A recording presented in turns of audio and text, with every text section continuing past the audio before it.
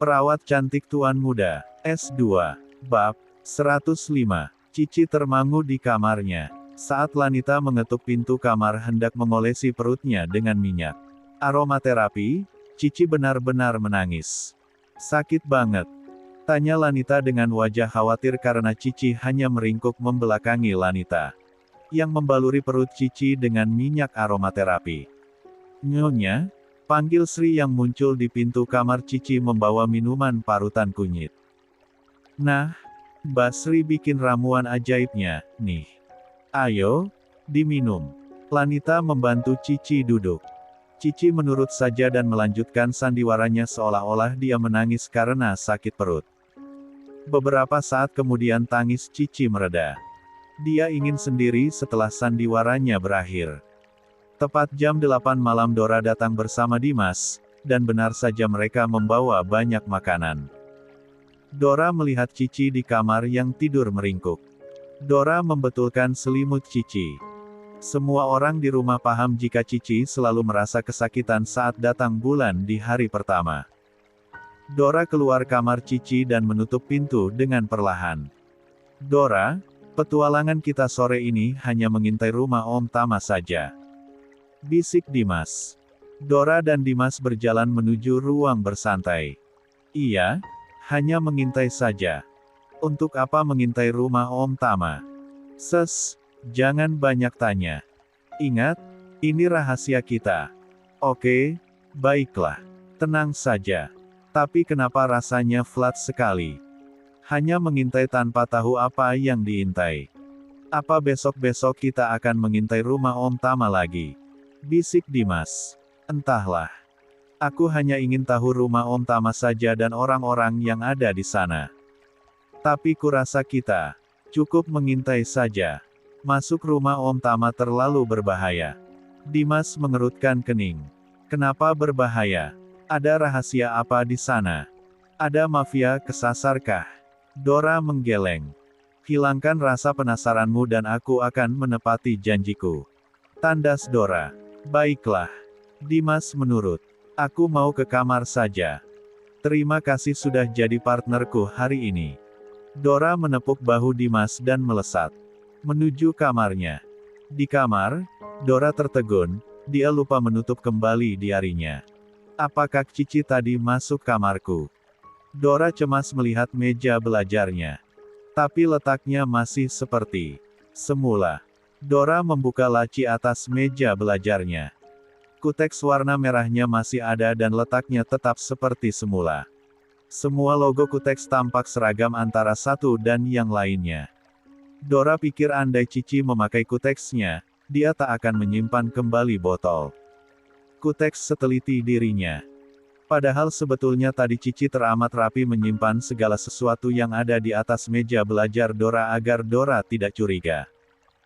Tengah malam saat semua orang sudah tertidur, Cici bangun dengan hati-hati.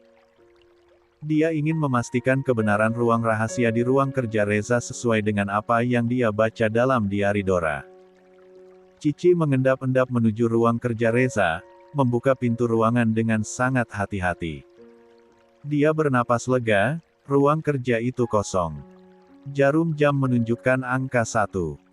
Cici gegas memeriksa semua dinding di belakang beberapa rak buku yang ada di ruang kerja Reza.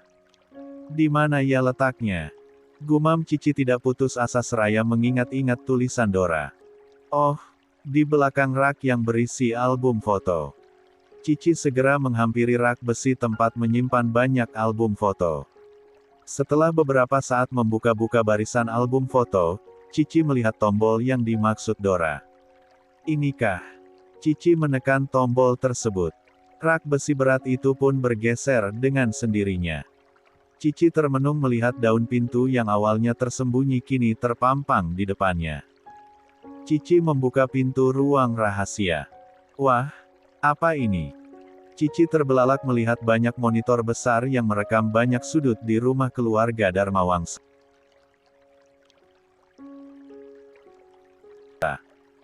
Ya ampun, ternyata yang ditulis Dora beneran ada.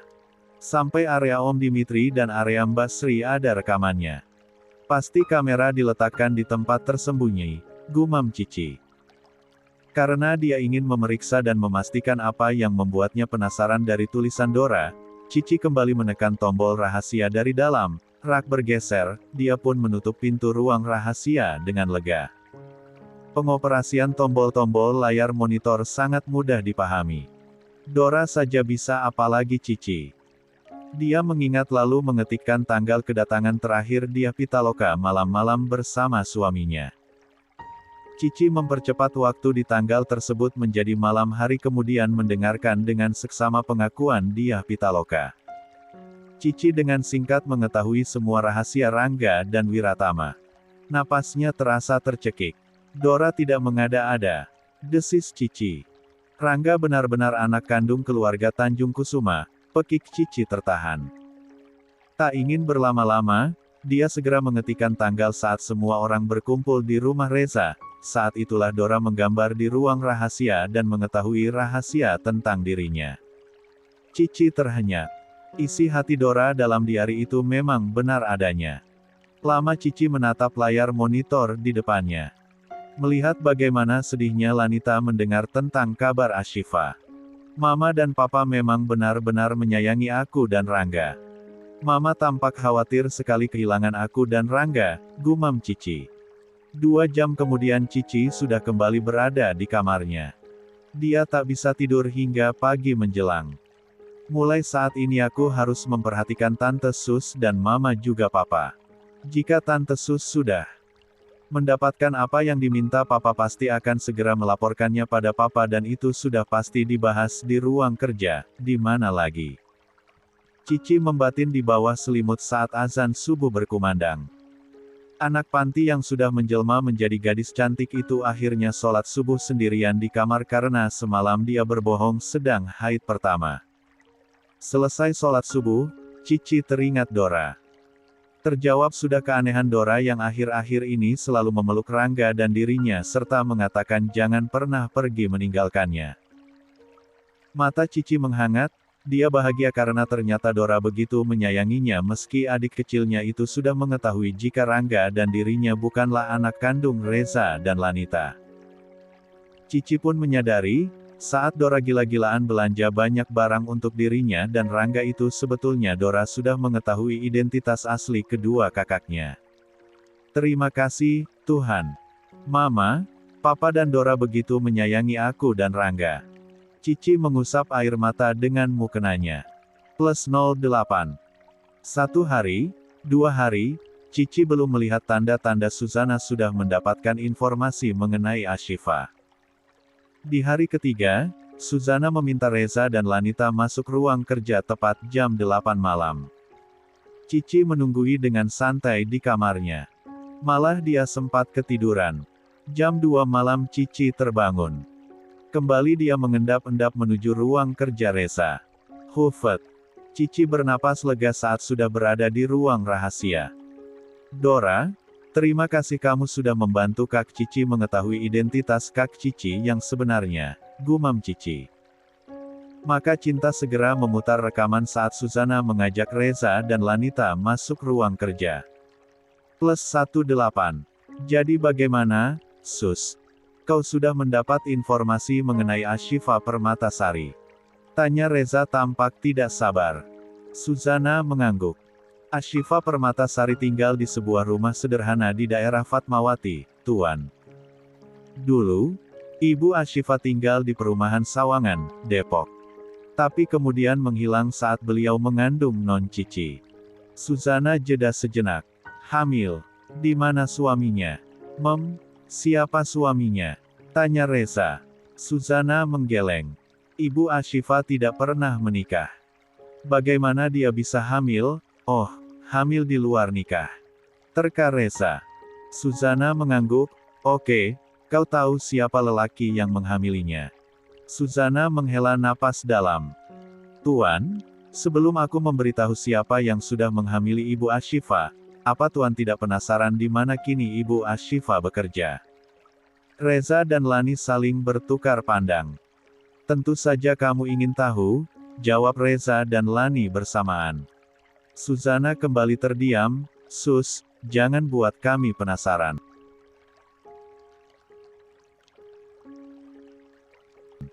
Di mana Ibu Ashifa bekerja?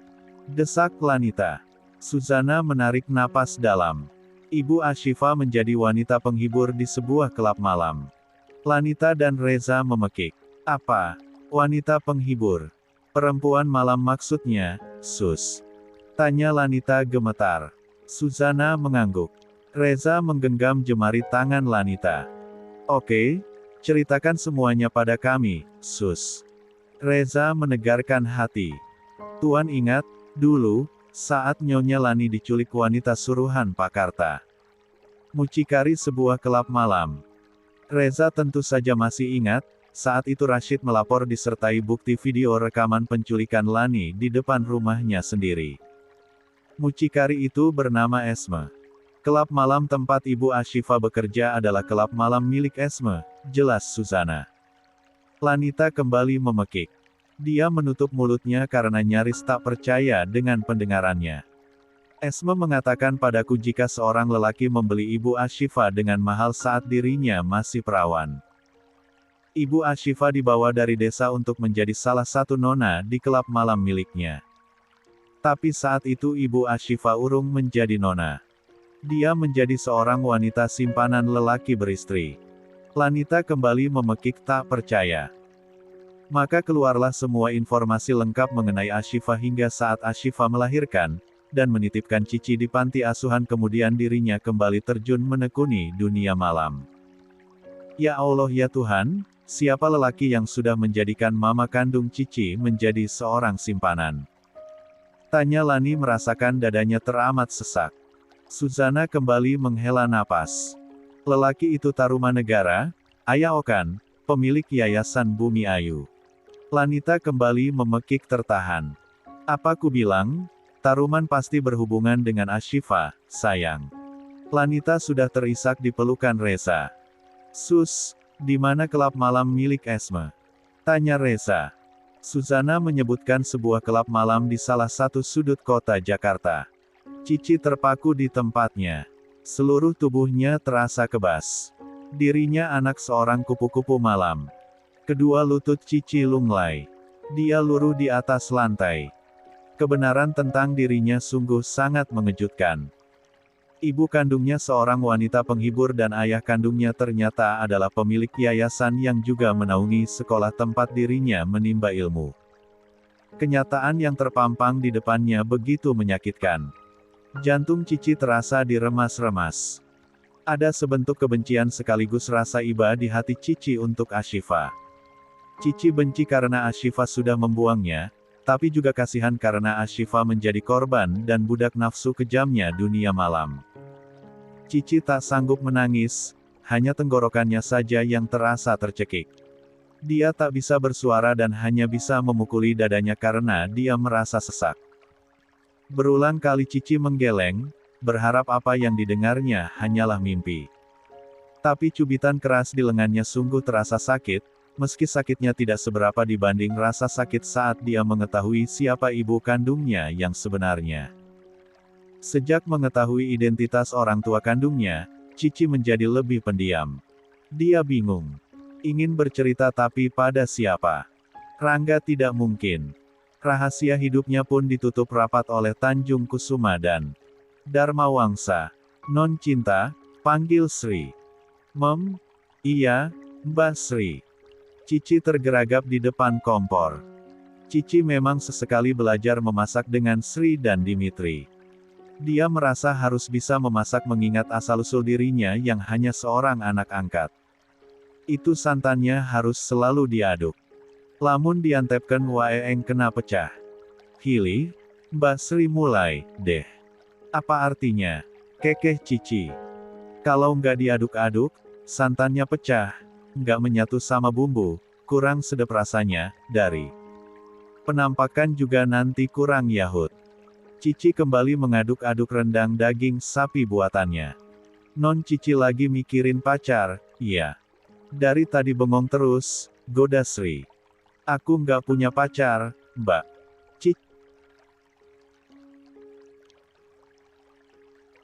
Cici mesem. Secantik ini nggak punya pacar.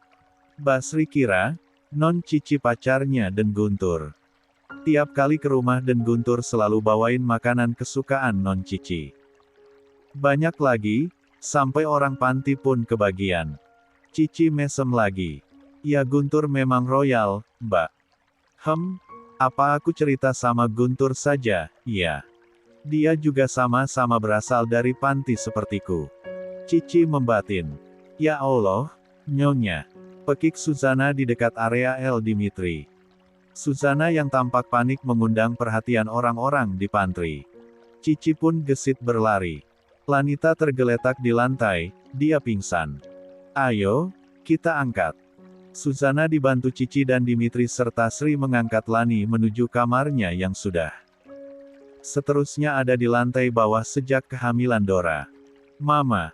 Pekik Dora yang melihat Lanita digotong beramai-ramai ke kamar.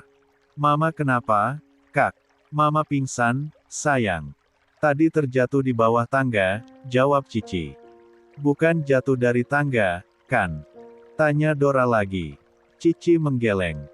Setelah Lanita dibaringkan di atas tempat tidur, Suzana memanggil Dokter Anggun, salah satu dokter pribadi keluarga Darmawangsa. 30 menit kemudian Dokter Anggun datang dan segera memeriksa kondisi Lanita. Cukup lama Dokter Anggun melakukan pemeriksaan. Hingga akhirnya Lanita bisa siuman. Selamat ya, Isadora. Sebentar lagi kamu akan punya adik kecil. Dokter Anggun mengusap-usap kepala. Dora dan yang lainnya memekik gembira mendengar kabar dari Dokter Anggun. Kehamilan pertama tampak baik-baik saja bahkan tidak mengalami proses ngidam, yang ngidam malah suamimu, Nyonya. Kali ini, Nyonya harus banyak istirahat dan tidak boleh banyak pikiran, ya. Kandungannya sedikit lemah. Apa saya harus bed rest, Dok? Tanya Lanita dengan wajah berseri-seri. Dokter Anggun menggeleng sembari tersenyum. Tidak usah, hanya banyak istirahat saja. Jangan terlalu sering berdiri dan bebaskan pikirannya. Rekreasi dan bersenang-senanglah tapi untuk sementara dedek bayinya jangan dulu sering-sering ditengok, ya. Iya, Dok.